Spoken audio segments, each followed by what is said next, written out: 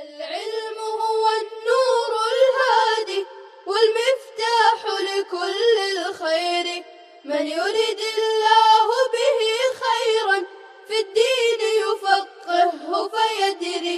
نفهم بالعلم القرآن، بالعلم يزيد الإيمان، وبه يمتاز الإنسان، وبفكر عال وبيان.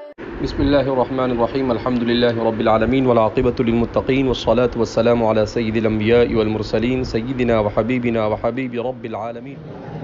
تأدب في كتابة الحديث.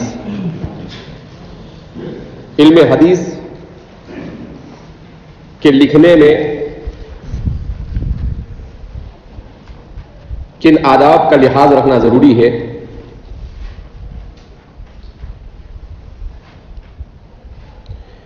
اسے بھی محدثین نے ذکر کیا ہے۔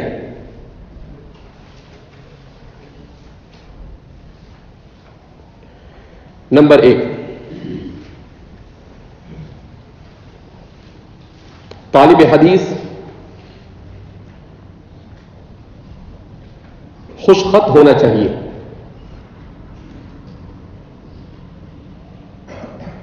اس کی تحریر واضح اور اچھی ہونی چاہیے۔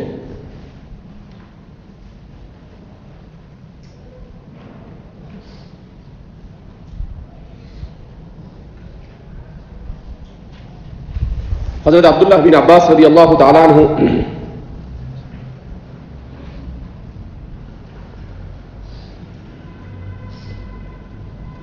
سورۃ الاحقاف کی آیت او اثارۃ من علم کی تفسیر جودۃ الخط سے کرتے ہیں۔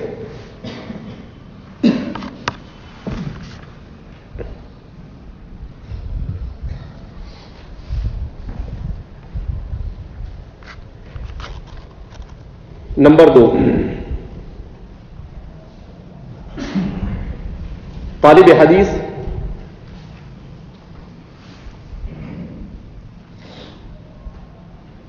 جب حدیث کے بارے میں کسی چیز کو قلمبند کرے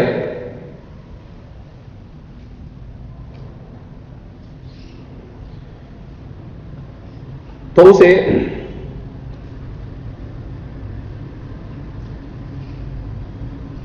حروف کو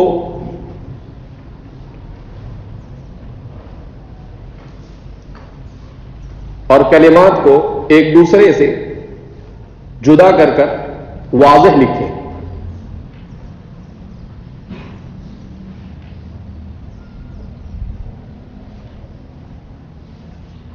یعنی جلد بازی میں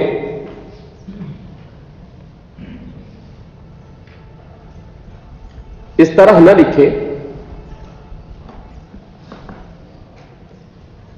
کہ بعد میں پڑھنے میں دشواری ہو۔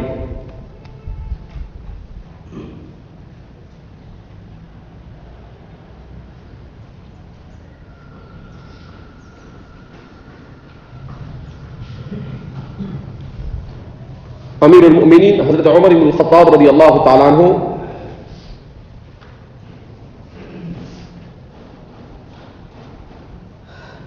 کا قول خطیب بغدادی نے ذکر کیا ہے۔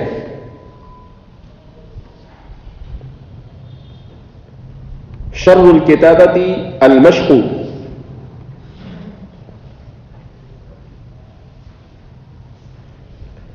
وشر القراءۃ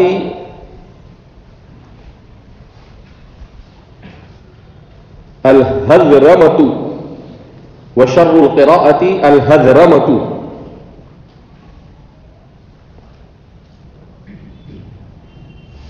وأجود الخط أبينه وأجود الخط أبينه۔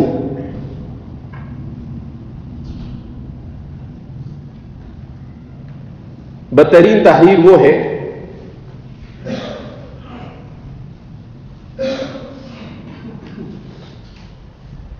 جس میں جلد بازی میں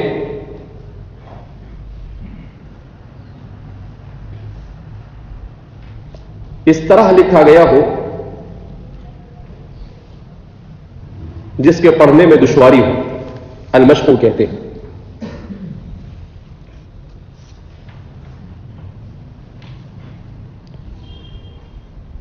اور پڑھنے کا بدترین طریقہ یہ ہے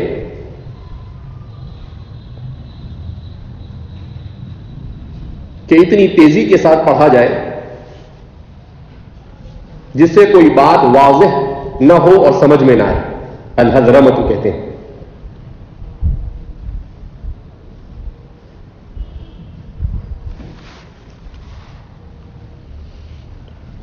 اور بہترین خط وہ ہے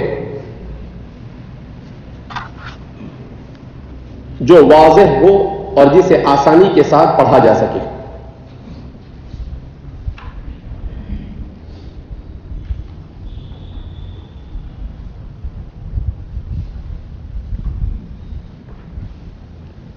اسی لیے محدثین نے لکھا ہے کہ بہت باریک اور چھوٹے حرف سے لکھنا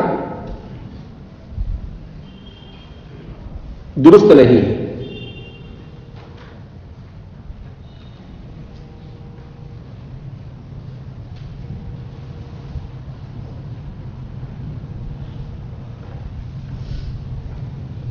نمبر 3،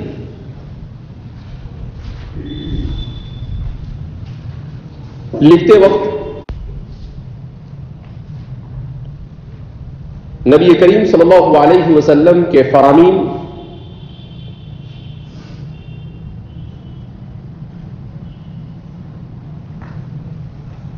کو غلط تحریر کرنا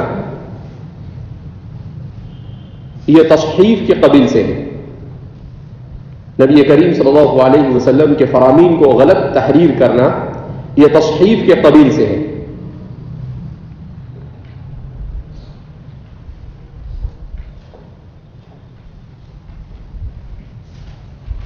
اور تصحیف محدثین کے نزدیک جائز نہیں ہے.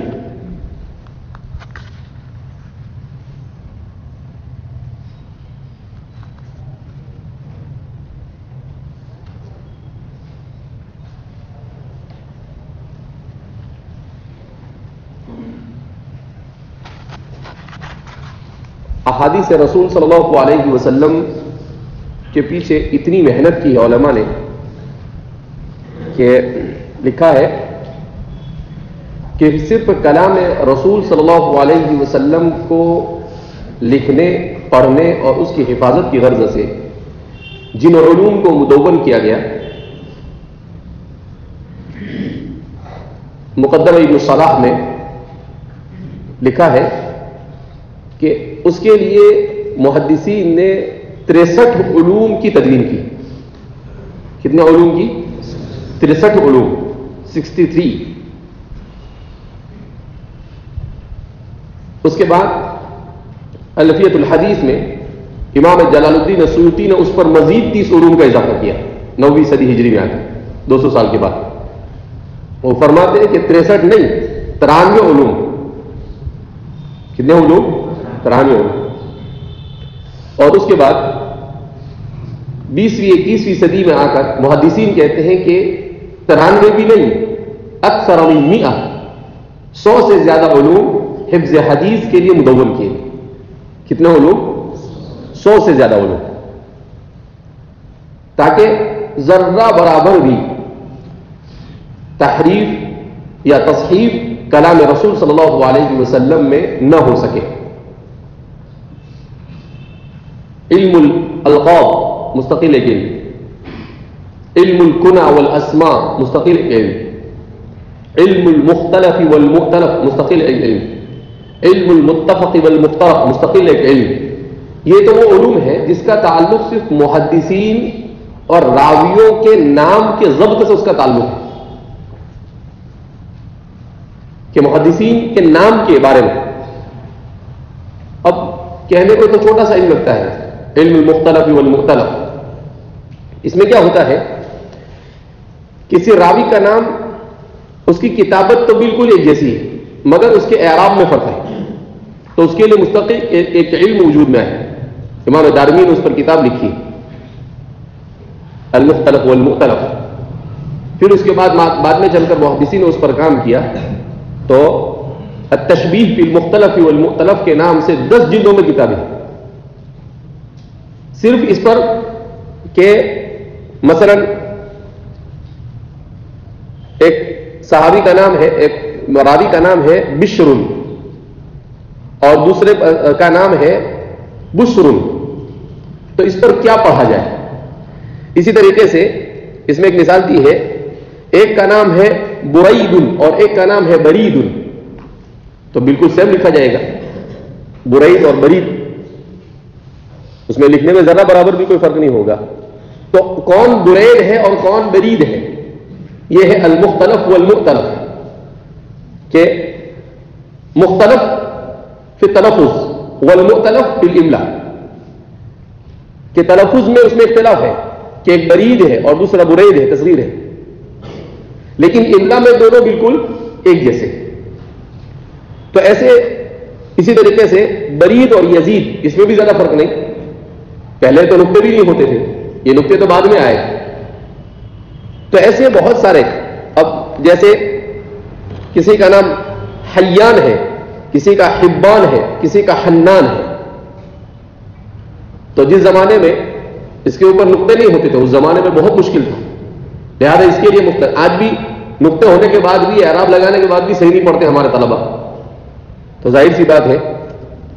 اسی طریقے سے عبیدہ اور عبیدہ بالکل لکھنے میں ایک جیسے، مگر اس کا تلفظ کیا ہے؟ ایک عبیدہ ہے اور ایک عبیدہ ہے. تو کہاں ایسے بے شمار. تو اس لیے صرف یہ کس کے لیے کیا گیا کہ رسول اللہ صلی اللہ علیہ وسلم کے فرامین، اللہ کے رسول صلی اللہ علیہ وسلم کے فرامین کو حفظ کرنے کے لیے، اور جن راویوں نے اسے نقل کیا اس کے لیے فن اسماء الرجال وجود میں آیا. یہ فن اسماء الرجال کے سلسلے میں الاصابہ کی تحقیق ایک مستشرق نے کی ہے، ایک انگریز نے کی ہے. اس نے لکھا ہے کہ فن اسماء الرجال یہ اس امت محمدیہ کی خصوصیت ہے، امت محمدیہ کی خصوصیت ہے کہ دنیا کی تاریخ میں، تاریخ اقوام عالم میں کسی قوم کے پاس یہ علم نہیں، صرف یہ اسی امت کی خصوصیت ہے.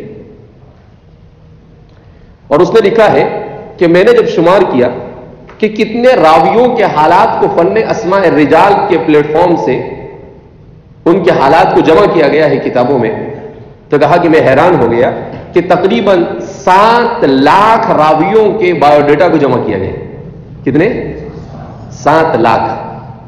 7 لاکھ راویوں جنہوں نے حدیث کو روایت کیا ہے، اس کے بارے میں کہ وہ کہاں پیدا ہوئے، کب پیدا ہوئے، کہاں پڑھا، کس سے پڑھا، کیا پڑھا، کس کو پڑھایا، اور ان کی صفات اور اخلاق کیسے تھے.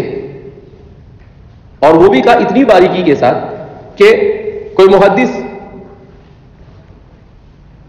پوری زندگی حدیث بیان کرتے رہے، مگر آخری عمر میں 2-4 سال میں ان کا حافظہ کیا ہو گیا؟ کمزور ہو گیا.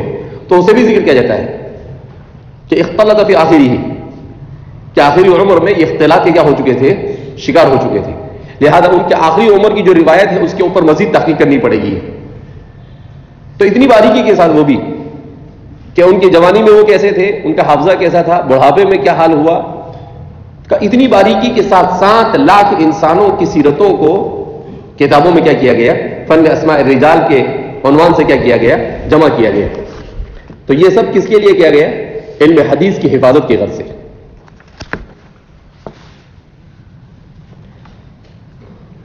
ادب نمبر 4، طالب حدیث کے لیے ضروری ہے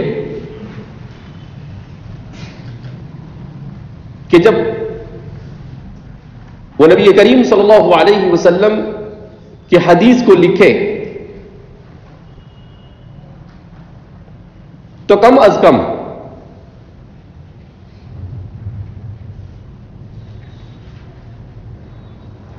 ایسی جگہ پر اعراب ضرور لگائے جو مشکل ہو، ایسی جگہ پر اعراب ضرور لگائے جو مشکل ہو،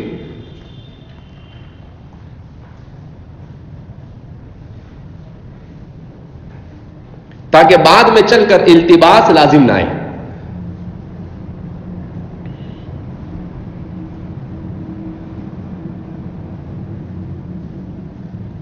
خاص طور پر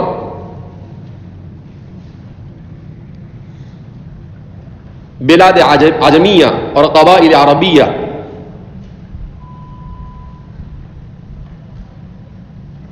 اور راویوں کے نام پر اعراب ضروری ہے،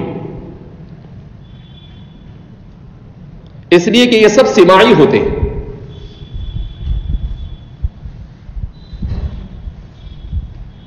قیاس اور اصول کو اس میں کوئی دخل نہیں ہوتا، قیاس اور اصول کو اس میں کوئی دخل نہیں ہوتا۔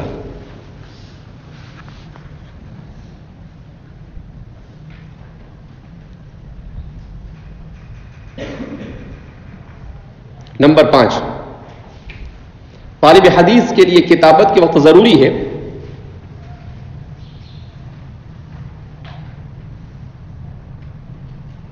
کہ جب وہ لکھنا شروع کرے تو بسم اللہ ضرور لکھے۔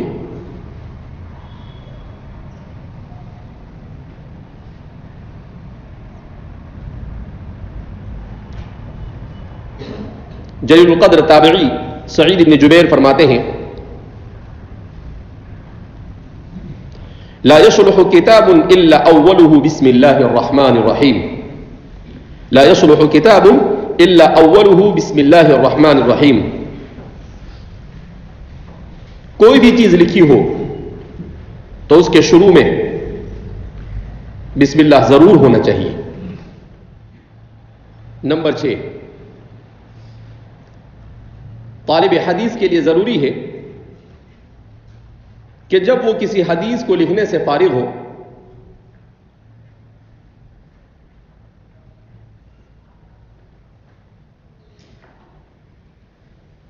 تو ایک مرتبہ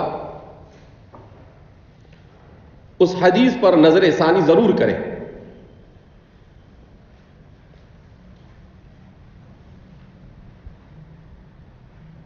اور اصل کے ساتھ اسے ملائے،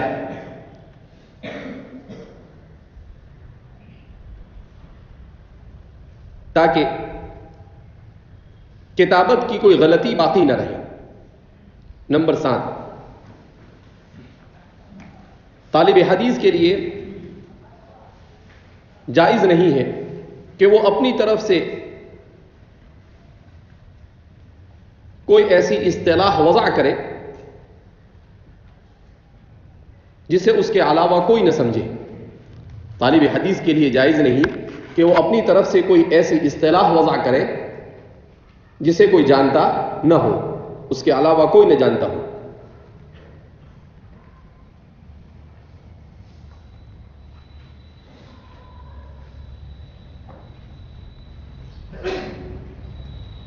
نمبر 8، طالب حدیث کے لیے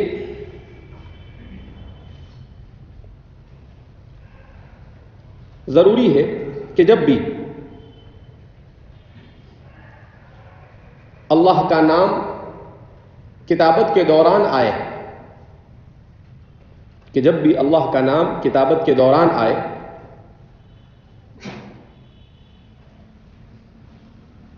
تو مندرجہ ذیل کلمات میں سے کوئی کلمہ ضرور لکھے۔ تو مندرجہ ذیل کلمات میں سے کوئی کلمہ ضرور لکھے۔ وہ کلمات کیا ہے؟ نمبر 1 عز و جل،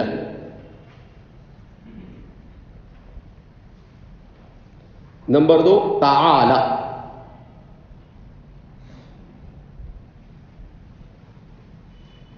نمبر 3 سبحانہ و تعالی،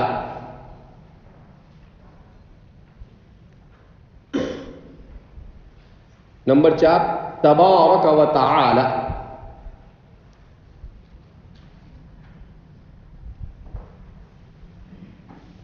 نمبر 5 جل ذکرہ،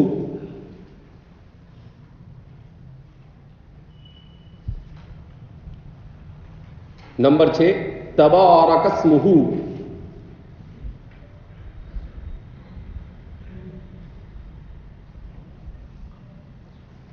نمبر 7 جلت عظمتہ، جلت عظمتہ۔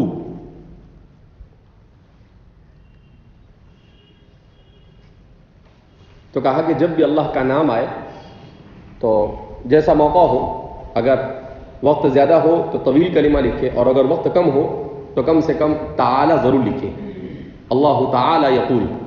اور اگر وقت زیادہ ہو، اطمینان سے لکھنے کا موقع ہو، تو پھر عز وجل او تبارک و تعالی سبحانہ و تعالی یا جل ذکرہ، اس طرح کے کلمات میں سے جس سے اللہ کی جلالت، اللہ کی عظمت اور اللہ کا تقدس ٹپکتا ہو، اس طرح کے الفاظ کا لکھنا یہ طالب حدیث کے لیے ضروری ہے.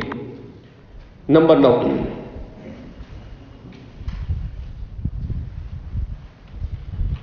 جب طالب علم کوئی ایسا نام لکھے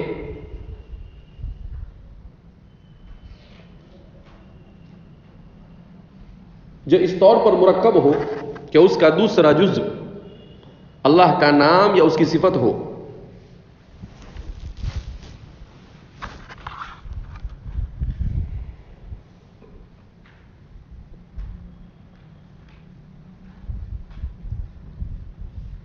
تو اس چیز کی رعایت ضروری ہے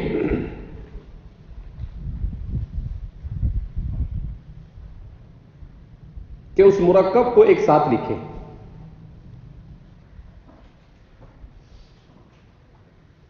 اس طرح نہ لکھے کہ سطر پوری ہو رہی ہو، وہاں پر عبد ہو اور اللہ یا رحمان یہ دوسری سطر میں ہو. کتنی باریک باریک چیزوں کی رعایت کی ہے محدثین نے، فجزاہم اللہ خیرہ. کہ ایسا نہیں کہ عبداللہ آیا ہے تو عبد یہاں لکھا اور جگہ نہیں ہے تو اللہ کیا کر دیا، اس کو یا تو چھوٹا لکھ کر وہیں لکھے یا پھر نئی سطر سے پورا لکھے. عبداللہ، عبد الرحمن، عبد الخالق، جتنے بھی اللہ کی صفاتی نام کے ساتھ عبد کے ساتھ نام لکھے جاتے ہیں وہ سب.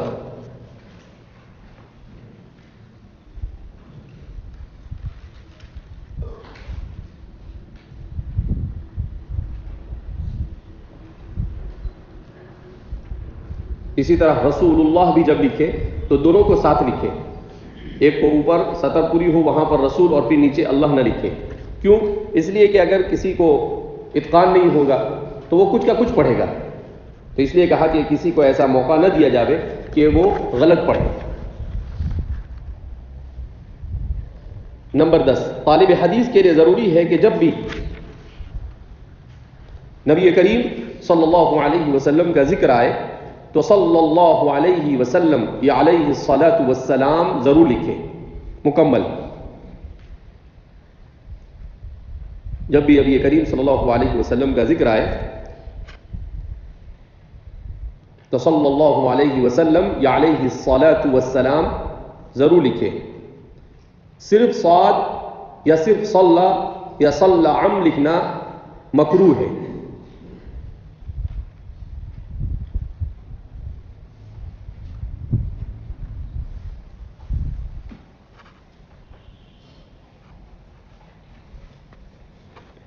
تو کہا کہ جو شارٹ لکھا جاتا ہے، بعض لوگ صرف صاد لکھ دیتے ہیں، بعض صرف صلی لکھ دیتے ہیں، بعض صاد لام اور عین اور میم لکھ کر اس کا مختصر کرتے ہیں، تو کہا کہ اس طرح سے کرنا یہ گویا کہ نبی کریم صلی اللہ علیہ وسلم کی شان میں ایک قسم کی گستاخی ہے، اگرچہ معمولی ہی معلوم ہوتی ہے. لہذا کہا کہ جب بھی آپ صلی اللہ علیہ وسلم کا نام آئے تو پورا یہاں تک کہ لکھا ہے کہ صرف علیہ الصلاۃ بھی نہیں لکھے، علیہ الصلاۃ والسلام. اس لیے کہ قرآن کریم نے کیا لفظ استعمال کیا، صلوا علیہ وسلموا تسلیما. صلوا علیہ، تو قرآن نے صرف صلو پر اکتفا نہیں کیا، جب کہا کہ جب قرآن رعایت کر رہا ہے الصلاۃ والسلام کی دونوں کی، تو ظاہر سی بات ہے ہمارے لیے تو بدرجہ اولا اس کی رعایت ضروری ہے، اقتداء بالقرآن بھی اور حقا واجبا لرسول اللہ صلی اللہ علیہ وسلم. نمبر 11، جب کسی صحابی کا نام آئے تو رضی اللہ عنہ ضرور لکھے. جب کسی صحابی کا نام آئے کتابت کے دوران تو رضی اللہ عنہ ضرور لکھے.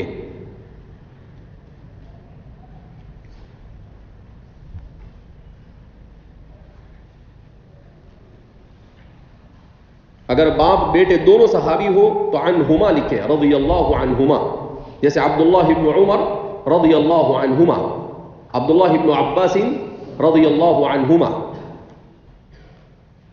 اور اگر کسی صحابیہ کا ذکر ہو تو رضی اللہ عنہا، اور اگر ایک سے زائد ہو اور صحابہ ہو تو عنہم، اور اگر صحابیات ہو تو رضی اللہ عنہن۔ آداب حدیث کو بیان کرتے ہوئے ایک ادب یہ بھی لکھا ہے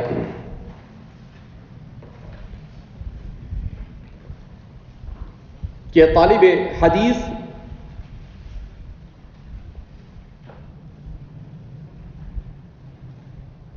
شہرت کی غرض سے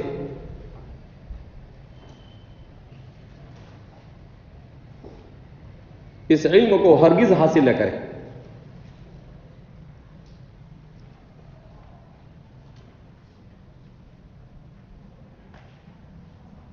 اور تدریس کے خاطر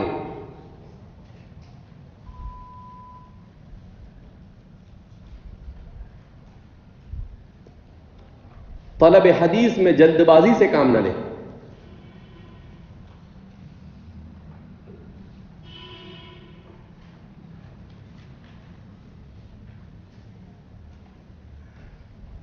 اور علم میں پختگی سے قبل درس حدیث میں مشغول نہ ہو، اور علم میں پختگی سے قبل تدریس حدیث میں مشغول نہ ہو۔ امام ابو حنیفہ فرماتے ہیں من طلب الریاست فی غیر حینہ لم یزل فی ذل ما بقی، من طلب الریاست فی غیر حینہ لم یزل فی ذل ما بقی۔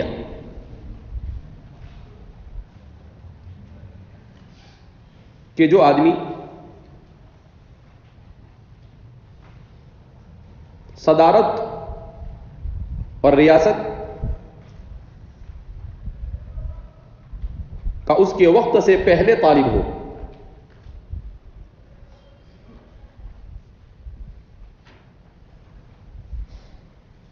تو وہ ہمیشہ ذلت ہی میں زندگی گزارتا ہے۔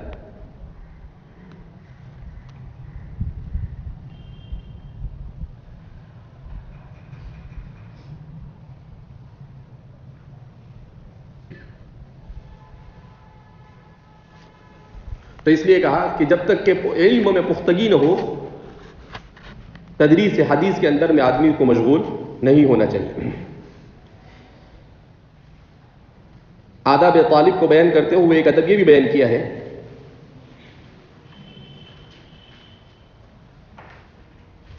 کہ طالب علم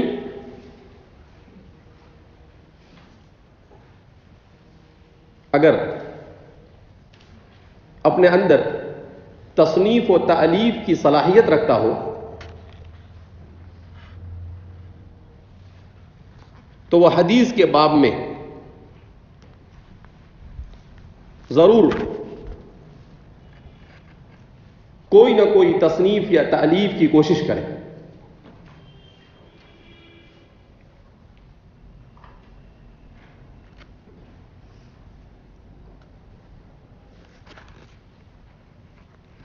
تاکہ بعد میں آنے والوں کو اس سے فائدہ پہنچے۔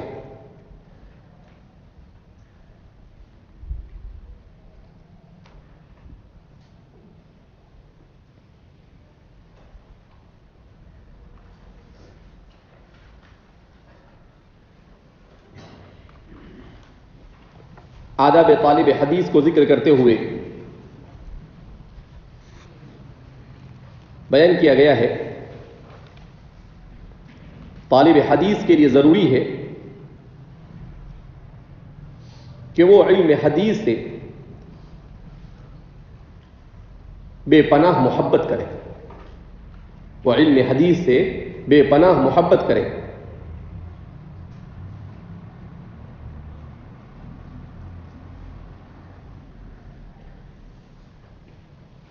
نبی کریم صلی اللہ علیہ وسلم کے فرامین کا احترام کرے،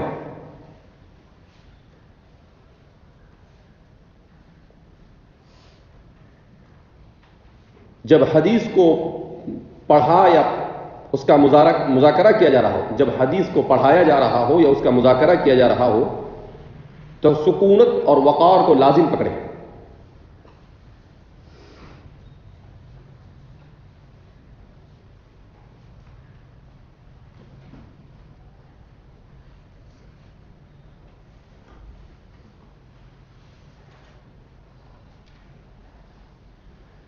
امام مالک فرماتے ہیں کہ ایک شخص حضرت سعید بن المسیب کے پاس آیا جبکہ وہ شدید مرض میں مبتلا تھے.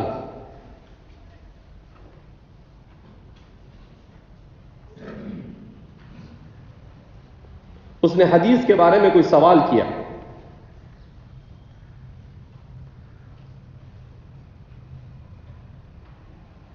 تو آپ لیٹے ہوئے تھے, بیٹھ گئے.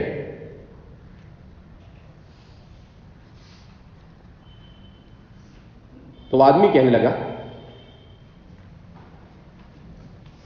میں آپ کو مشقت میں ڈالنا نہیں چاہتا ہوں. وَدِدْتُ أَنَّكَ لَا تَتَعَنَّ, میں آپ کو مشقت میں ڈالنا نہیں چاہتا ہوں. تو آپ نے اس سے کہا کہ میرا دل یہ گوارا نہیں کرتا ہے کہ لیٹنے کی حالت میں نبی کریم صلی اللہ علیہ وسلم کی حدیث آپ کو بیان کروں. میرا دل یہ گوارا نہیں کرتا ہے کہ لیٹنے کی حالت میں نبی کریم صلی اللہ علیہ وسلم کی حدیث میں آپ کو بیان کروں.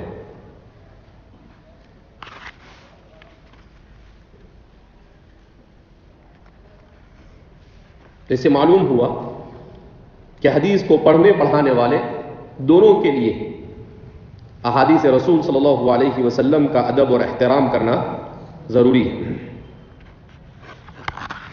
آخری ادب طالب حدیث کے لیے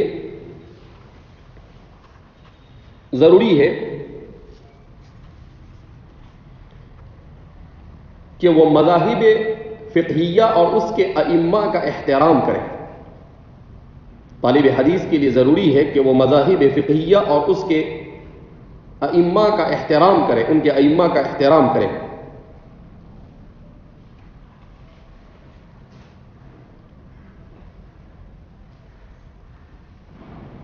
اور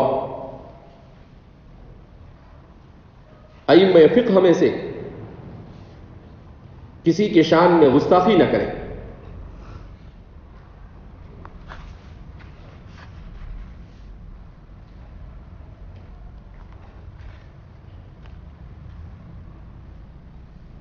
اگرچہ فقہی مسئلے میں ان سے اختلاف ہی کیوں نہ ہو. ہمارے اس آخری دور میں بہت سے ایسے لوگ ہیں جو حدیث کے نام پر ائمہ اور فقہا کی شان میں گستاخی کرتے ہیں. تو کہا کہ طالب علم کے لیے یہ بالکل بھی موضوع نہیں ہے. بہرحال تو چونکہ ادب بہت ضروری ہے, اور آپ نے دیکھا کہ لکھنے کے ادب میں کیسی چھوٹی چھوٹی باتوں کو ہمارے محدثین نے ذکر کیا ہے, اور جو کچھ آتا ہے انسان کو ادب اور احترام ہی سے آتا ہے. لہذا ہم نے مناسب سمجھا کہ قبل اس کے کہ ہم نبی کریم صلی اللہ علیہ وسلم کے فرامین پر مشتمل کتابوں کو پڑھے اور پڑھائے. استاد اور طالب علم دونوں ان آداب سے واقف ہو تاکہ اس کی رعایت کرتے ہوئے جب اس کو پڑھا اور پڑھایا جائے گا تو ضرور بھی ضرور وہ ہمارے اور آپ کے دونوں کے لیے مفید اور نافع ہوگا, دنیا اور آخرت دونوں میں. اس لیے ان آداب کو بار بار پڑھتے رہنا چاہیے. کوئی ادب سمجھ میں نہیں آیا تو اپنے ساتھی کے ساتھ اس کا مذاکرہ کرنا چاہیے, اور پورے نشاط کے ساتھ, پورے عظمت کے ساتھ. ہوتا یہ ہے کہ جب آدمی کسی چیز میں زیادہ مشغول ہو جاتا ہے تو اس کی عظمت کم ہو جاتی ہے. اس کو پھر وہ کہتے ہیں نا, گھر کی مرغی دال برابر, ایسا ہو جاتا ہے. تو ایسا نہیں ہونا چاہیے. اس لیے کہ سب کچھ ادب ہے. جتنا جس کے پاس ادب اور عظمت زیادہ ہوگی, نبی کریم صلی اللہ علیہ وسلم کی حدیث کی, وہ حدیثیں جن کتابوں میں لکھی گئی اس کی, جن کتابوں کو جن ٹپائیوں پر رکھ کر پڑھا جاتا ہے ان کی, جن درسگاہوں میں اس کو پڑھایا جاتا ہے ان کی, جن استادوں سے پڑھا جاتا ہے ان کی, تو یہ سارے آداب کو کیوں اقربا بیش بود حیرانی. جو جس کے جتنا زیادہ قریب ہونا چاہتا ہے اس کو اتنا زیادہ آداب کا لحاظ رکھنا پڑتا ہے. اس لیے کسی بزرگ سے کہا کہ بھئی کون سا گناہ بڑا اور کون سا چھوٹا؟ تو کہا کہ گناہ کو مت دیکھو کہ چھوٹا اور بڑا ہے, کس کی نافرمانی کر رہے اس کو دیکھو. گناہ چھوٹا بڑا اس کو مت تولو تم، یہ دیکھو کہ کتنے بڑے عظیم پروردگار کی تم کیا کرتے ہو، نافرمانی کرتے ہو. تو اس لیے جتنا ادب احترام کے ساتھ آپ پڑھیں گے، ہو سکتا ہے اس کا ادب اور احترام ہی اللہ رب العزت کو پسند آ جائے اور آپ پر علوم کے دروازے کھول دے، آپ کو فتنوں سے محفوظ کر لے، آپ کے لیے روزی روٹی کو آسان کر دے، آپ کے لیے عزتوں کے دہانے کھول دے. وما ذلک علی اللہ بعزیز، اللہ پر کوئی چیز بھاری نہیں. تو اس لیے ادب کا لحاظ کرنا بہت ضروری ہے. آپ کو پتہ ہے کہ بھائی حدیث پڑھ رہے ہیں، تفسیر پڑھ رہے ہیں، اور ظاہر سی بات ہے یہ چیزیں وہ ہے کہ جو انسان کے لیے غذا سے زیادہ ضروری ہے. کس سے زیادہ ضروری ہے؟ غذا سے زیادہ ضروری ہے. غذا نہیں ملتی ہے تو انسان کا جسم مر جاتا ہے، لیکن اگر روح کو اس کی غذا نہیں ملتی ہے اور وہ ہے علم، تو روح مر جاتی ہے، تو انسان زندہ رہ کر بھی کوئی فائدہ نہیں. اسی لیے تو قرآن کریم کہتا ہے انک لا تسمع الموتى ولا تسمع الصم الدعاء اذا ولوا مدبرین. تو وہاں موتا سے کون مراد ہے؟ موت القلوب مراد ہے. کیا آپ مردوں کو نہیں سنا سکتے؟ تو کون مردے؟ مردے سے مراد کون ہے؟ وہ لوگ جن کے قلوب مر چکے ہو، جو علم سیکھنا نہیں چاہتے ہو، جو دین کو سمجھنا نہ چاہتے ہو، جو اللہ اور اس کے رسول کا تقرب نہ چاہتے ہو. قرآن کریم نے سیدھا ان تو ہونا نہ ہونا دونوں کیا ہو گیا؟ برابر ہو گیا. تو اس لیے شکر جو ہے یہ انسان کو عذاب الہی سے بچاتا ہے. کس سے بچاتا ہے؟ عذاب الہی سے. آپ دیکھیں قرآن سے بھی استدلال کرتا ہوں اس کے بارے میں. قرآن کہتا ہے ما یفعل اللہ بعذابکم، اللہ تمہیں عذاب دے کر کیا کرے گا؟ ان شکرتم وآمنتم، اگر تم شکر گزار بن جاؤ اور ایمان لے. صرف صفت شکر. اسی لیے آپ دیکھیں قرآن نے ایسا نہیں کہا کہ ان آمنتم و شکرتم، ان شکرتم و آمنتم. تو میں اس کی توجیہ کرتا ہوں. کیا مطلب اس کا؟ اس کا مطلب یہ ہے کہ ایمان بھی اسی وقت آئے گا جب شکر آئے گا، اور اگر ایمان ہے اور شکر نہیں ہے تو ایمان ہو کر بھی کوئی فائدہ نہیں. اس لیے قرآن کریم میں شکرتم کو پہلے ذکر کیا کہ انسان کے دل میں اللہ کی ذات پر ایمان لانے کا جذبہ کب پیدا ہوگا؟ جب اس کی نعمت کا استحضار ہوگا اور وہ شکر بجا لانا چاہے گا. اسی لیے کہتے ہیں نا شکر دو طرح کا ہوتا ہے، شکر عملی اور شکر قولی. شکر عملی کیا ہے کہ جو نعمت جس مقصد سے اللہ نے عطا فرمائی ہے اس کو اس میں استعمال کرنا، یہ شکر عملی ہے. آپ یہاں پر آ گئے طالب حدیث بن کر، طالب علم بن کر، تو اس کا شکر عملی کیا ہے کہ جس غرض اور مقصد سے آئے ہیں پورے طور پر اس میں کیا ہو جائے؟ آپ لگ جائے. یہ اس کا شکر عملی ہے. اور جب بھی کوئی چیز آئے تو آپ الحمدللہ کہے. یہ کیا ہے؟ شکر قولی ہے.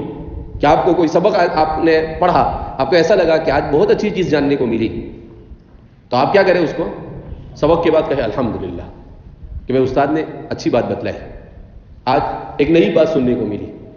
تو فرمایا کہ شکر ہوگا تو دنیا اور آخرت کے عذاب. قرآن نے کتنی عجیب و غریب بات بیان کی.